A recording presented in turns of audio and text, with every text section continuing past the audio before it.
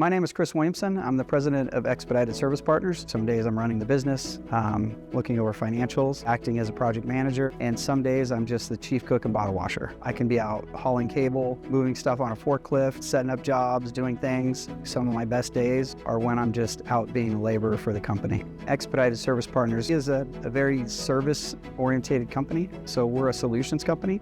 I'll be honest with you, we've had a really hard time defining exactly what the company is because we have such a broad stroke of everything that we do. We kind of plug a lot of gaps and fill a lot of holes, and we'd like to think we're just a very good support group that if you have an issue and you have something you need done, we will find a solution for it and we'll get it taken care of.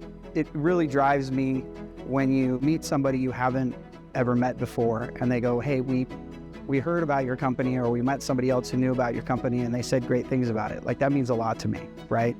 That's huge. It's a very motivating factor to know that I can be in a different place now and know that there's projects being taken care of that I may never see.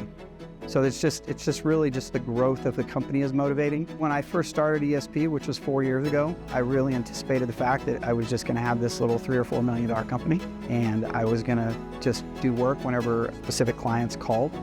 And I was going to spend the rest of my time just kind of hanging out with my little girl, my daughter, and my family. And that kind of exploded. And we now have controllers and salespeople and regional managers and just all these other things. And we just want to keep seeing it go in the same direction. In the next year, we want to be absolutely the best company at customer service for what we do in our industry. Top to bottom, 100%. And that comes from the start, from a job comes in, how our technicians deal with that job during the job site, how that job's closed up, how we follow up on it, and essentially the taste in the mouth that's left when everybody's done.